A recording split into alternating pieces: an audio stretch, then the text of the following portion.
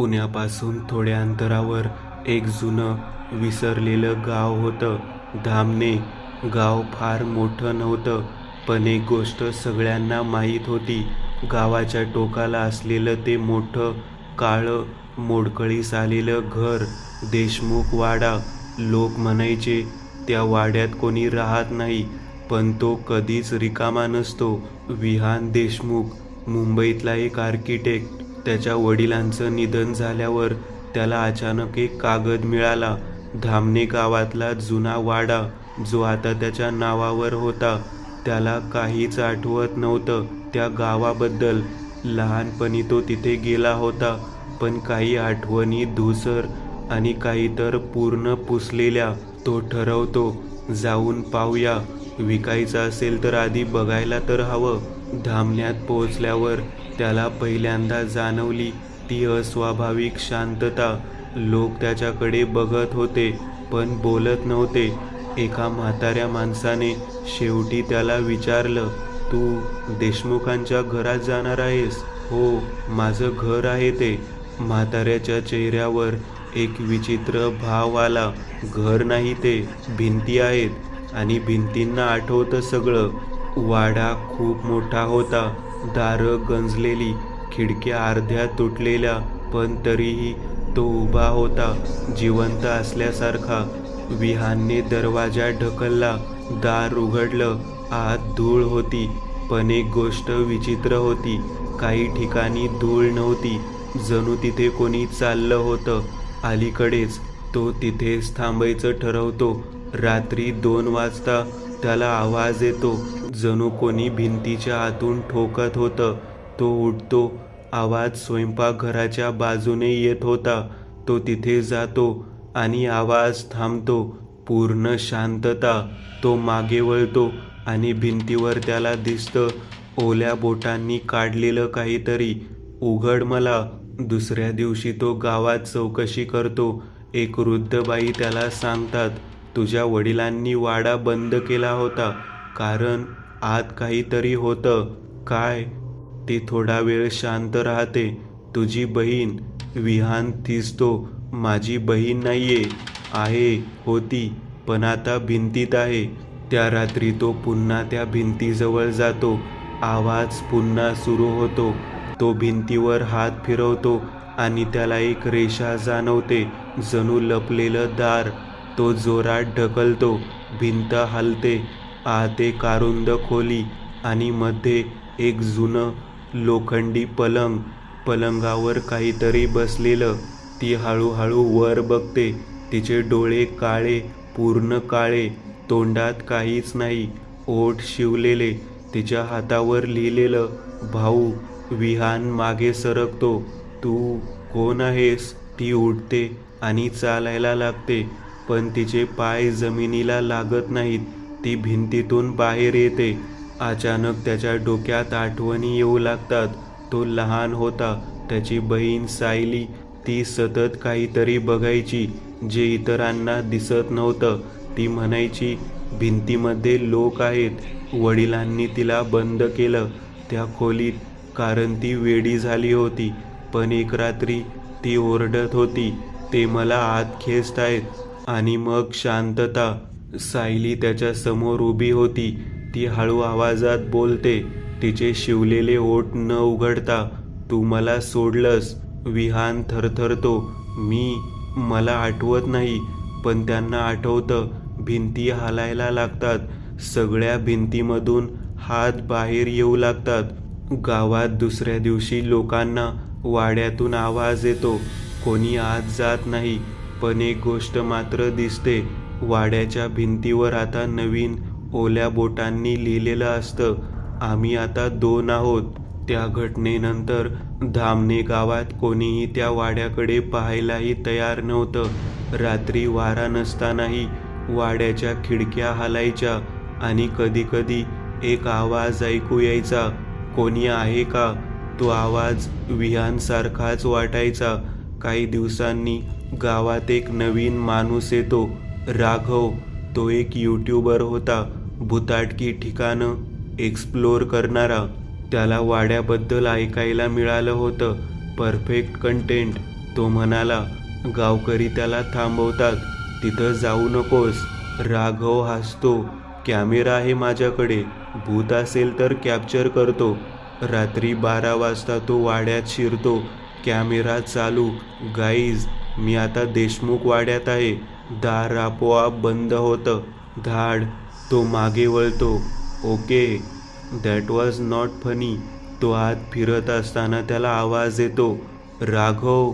तो थबकतो. कोण आहे? पुन्हा आवाज. इकडे ये. आवाज भिंतीतून येत होता. राघव कॅमेऱ्याकडे बघतो. गाईज, तुम्हाला दिसतंय का? तो कॅमेरा भिंतीकडे वळवतो. कॅमेऱ्याच्या स्क्रीनवर भिंतीतून बाहेर येणारा चेहरा दिसत होता, पण त्याच्या डोळ्यांना काहीच दिसत नव्हतं. अचानक भिंत फाटते आणि त्यातून बाहेर येतो विहान, पण तो तसाच नव्हता. त्याचे डोळे रिकामे, त्वचा फाटलेली आणि त्याच्या शरीरातून लहान लहान हात बाहेर येत होते. तू उशिरा आलास, तो म्हणतो. राघव पळायला लागतो, पण प्रत्येक दार, प्रत्येक खिडकी बंद. भिंती हालायला लागतात. त्याला जाणवतं वाडा बदलतोय, जणू तो जिवंत आहे. आता एकच आवाज नाही, शेकडो आवाज. लहान मुलं, बायका, पुरुष, सगळे एकच म्हणत होते, आम्हाला बाहेर काढ. विहान त्याच्या समोर उभा राहतो. तू बाहेर जाऊ शकतोस, तो म्हणतो. राघव थांबतो. कसं? कोणीतरी आत राहायला हवं. तू राहशील तर मी जाईन. राघव घाबरतो. मी का? विहान हसतो. कारण तू आलास. दुसऱ्या दिवशी गावात एक व्हिडिओ व्हायरल होतो. राघवचा शेवटचा ब्लॉग. व्हिडिओच्या शेवटी तो कॅमेऱ्याकडे बघतो आणि म्हणतो, जर तुम्ही हे बघत असाल तर तिथं जाऊ नका. आणि अचानक त्याचा चेहरा ताणला जातो. भिंती तोडला जातो.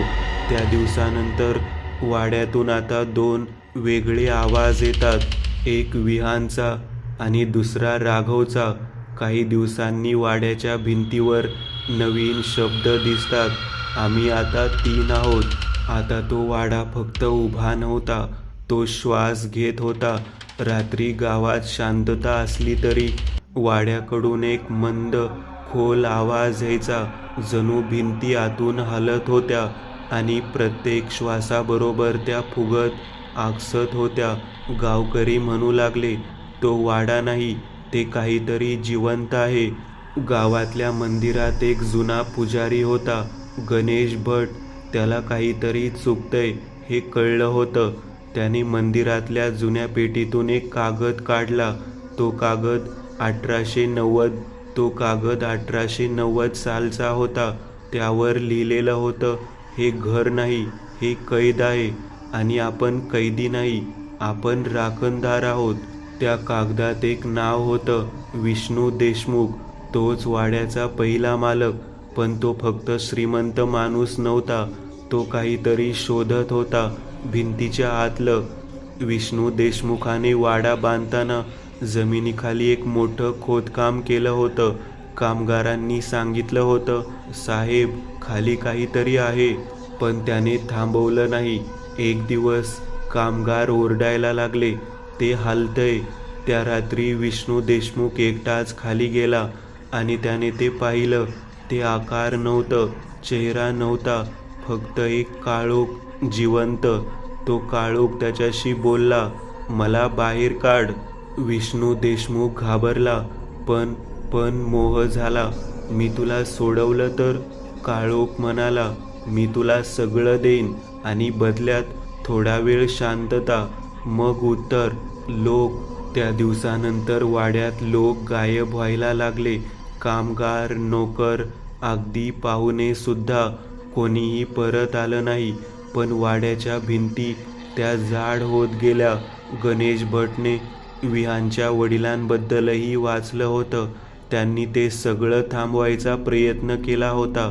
त्यांना कळलं होतं, भिंती विटांच्या नाहीत, त्या लोकांच्या आहेत. ज्यांना त्या काळोखाने घेतलं ते सगळे भिंतीचा भाग झाले होते. सायली वेडी नव्हती, तीच एकटी होती जी ते पाहू शकत होती. ती सतत म्हणायची, तो खाली आहे, तो सगळ्यांना खातोय. वडिलांनी तिला बंद केलं, पण त्या रात्री काळोखाने तिला खेचून घेतलं.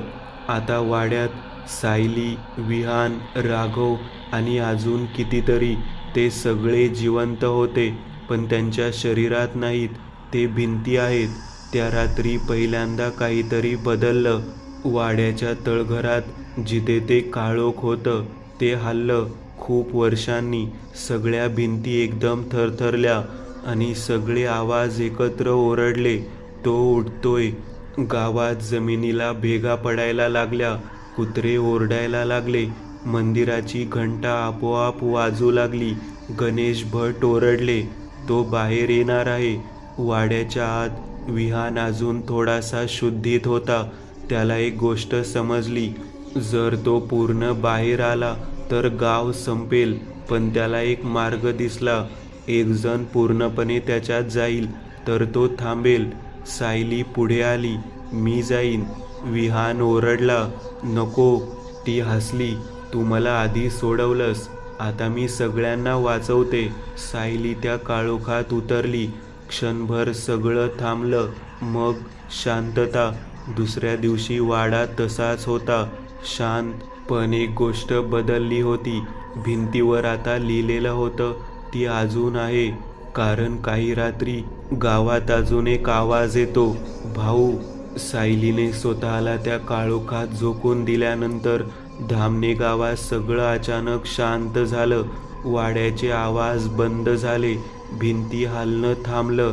रात्रीचा तो घुसमटणारा श्वास गायब झाला. लोकांनी हळूहळू पुन्हा बोलायला सुरुवात केली. सगळं संपलं, पण गणेश भट मात्र शांत नव्हते. त्यांनी फक्त एकच वाक्य म्हटलं, जे इतक्या सहज थांबतं ते कधीच संपत नाही. ती घटना घडली 7व्या रात्री.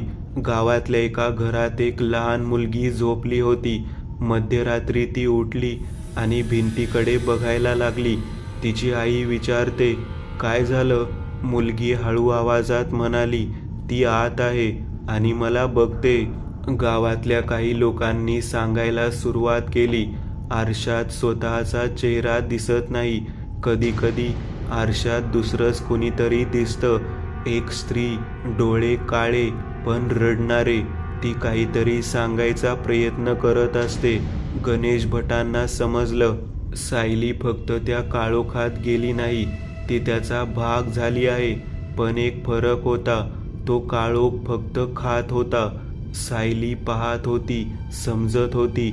वाड्याच्या आत भिंती आता तशा नव्हत्या, त्या शांत होत्या. जणू कुणीतरी त्यांना आदेश देत होतं आणि त्या ऐकत होत्या. विहान अजूनही आत होता, पण आता त्याला वेदना होत नव्हत्या.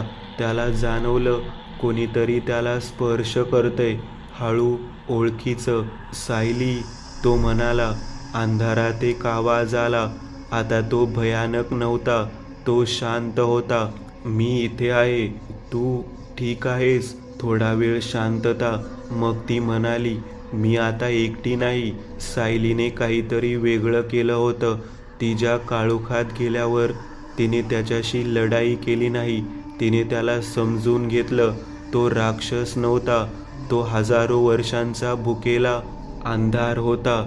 सायलीने त्याला थांबवलं नाही, तिने त्याला नियंत्रित करायला शिकवलं. आता तो कुणालाही जबरदस्तीने घेत नव्हता, पण जर कोणी खूप आत गेला, जर कोणी त्याला हाक मारली, तो अजूनही उत्तर देत होता. सायलीचा स्वतःचा नियम होता, जो समजून घेईल तो वाचेल, जो घाबरेल तो हरवेल. काही महिन्यांनी एक संशोधक त्या गावात आला. त्याला त्या वाड्याबद्दल वाचायला मिळालं होतं. तो म्हणाला, ही काही पॅरानॉर्मल गोष्ट नाही, हे सगळं एक्सप्लेन करता येईल. गणेश भट फक्त हसले. जा बघून ये. तो माणूस वाड्यात गेला. यावेळी दार स्वतः उघडलं. आत पूर्ण अंधार होता, पण त्याला भीती वाटली नाही. तो पुढे गेला.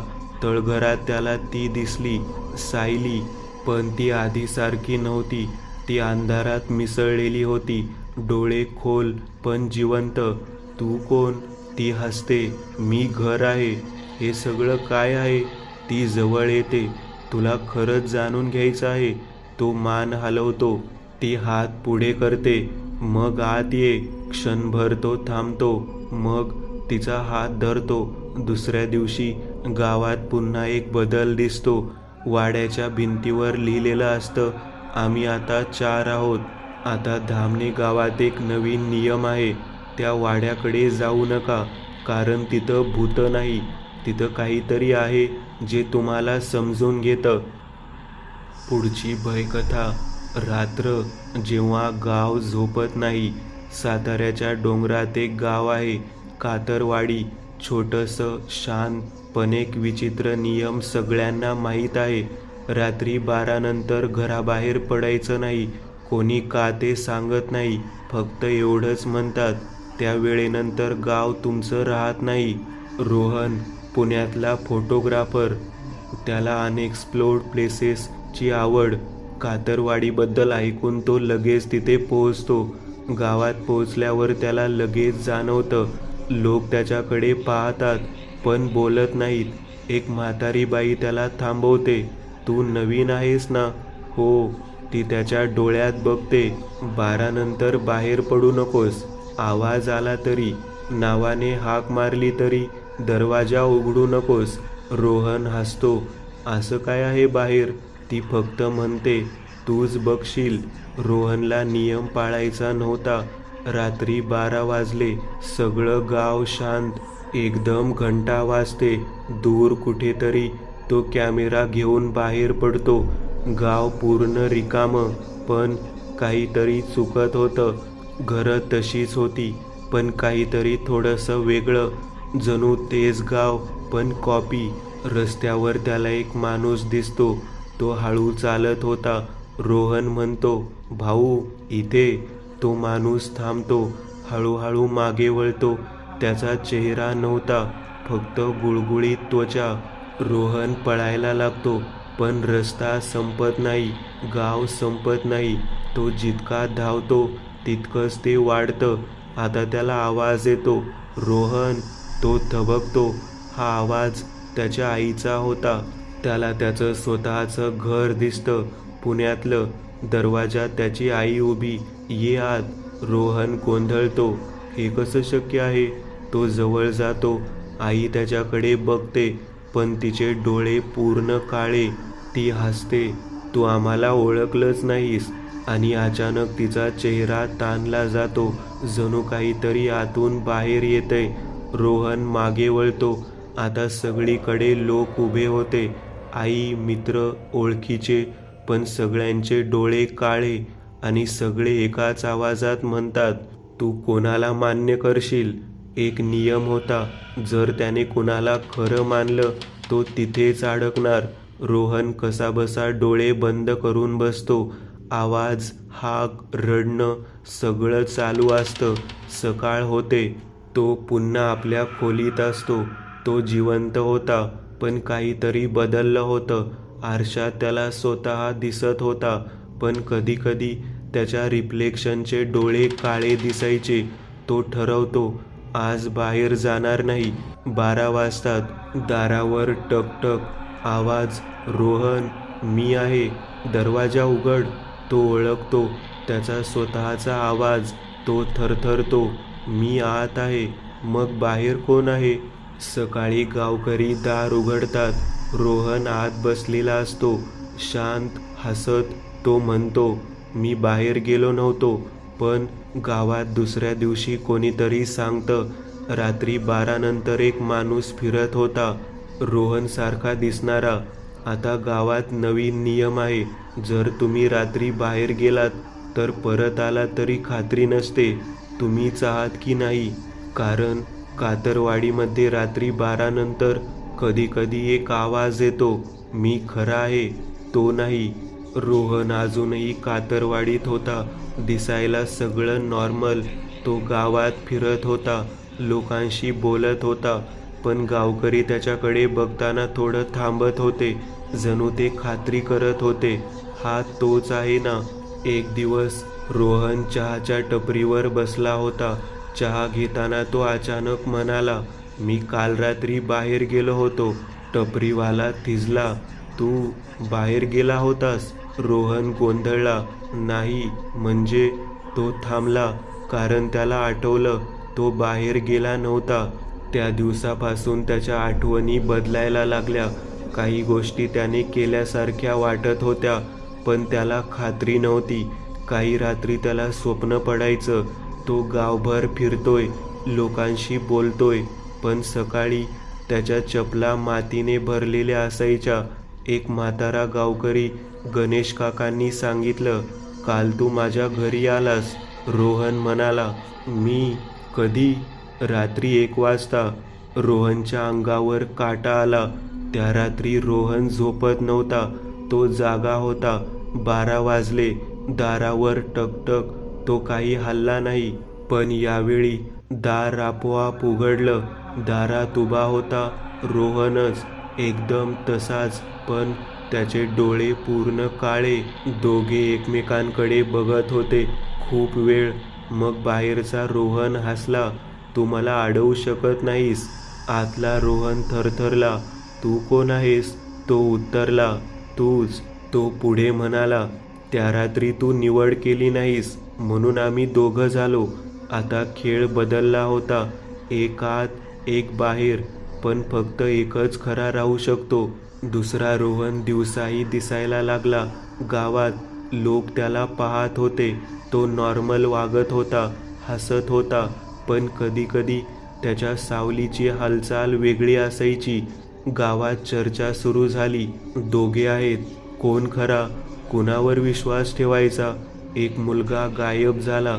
शेवटचं त्याला कोणी पाहिलं होतं रोहनसोबत, पण दोघेही म्हणाले, मी नव्हतो. गणेश काकांनी एक योजना केली, दोघांना एकत्र आणायचं. कारण त्यांनी एक गोष्ट सांगितली, जे खोटं आहे ते आरशात दिसत नाही.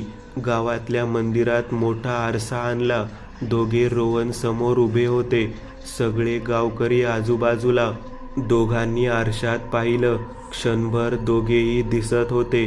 मग एक रोहनचं रिफ्लेक्शन हळूहळू गायब व्हायला लागलं. गावकरी ओरडले, हा खोटा आहे. पण ज्याचं रिफ्लेक्शन गायब होत होतं तो हसत होता. तो म्हणाला, तुम्हाला वाटतं मी रिफ्लेक्शन नाही, मीच खरं आहे. आणि अचानक आरशातला रोहन बाहेर आला आणि बाहेरचा आत गेला. सगळं उलटलं. आता कोण खरा कोण खोटा कोणालाच समजलं नाही. त्या दिवसानंतर गावात एक नवीन नियम लागला, आरशावर कधीच विश्वास ठेवू नका. रोहन अजूनही गावात आहे. तो नॉर्मल दिसतो, तो हसतो, तो बोलतो, पण कधी कधी त्याच्या डोळ्यात पूर्ण काळोख दिसतो आणि तो हळू आवाजात म्हणतो, तुमच्यातही एक आहे. रोहन किंवा जो काही तो होता, एक सकाळी ठरवतो इथून बाहेर जायचं, गाव सोडायचं. कातरवाडीच्या बाहेर जाणारा रस्ता जो आधी कधीच संपत नव्हता, आज शांत होता, जणू त्याला जाऊ द्यायचं होतं. गणेश काका त्याला थांबवतात. तू जातोयस? रोहन हसतो. हो, आता सगळं संपलं आहे. काका त्याच्याकडे खोल बघतात. नाही, आता सगळं सुरू होणार आहे. रोहन पुण्यात पोहोचतो. गर्दी, आवाज, लोक, सगळं नॉर्मल. तो स्वतःला आरशात बघतो. सगळं ठीक, पण 1 सेकंदासाठी त्याचं रिफ्लेक्शन त्याच्याकडे बघून हसतो.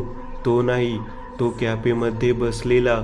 आजूबाजूला लोक, पण त्याला अचानक जाणवतं सगळे लोक एकाच वेळी त्याच्याकडे बघतात.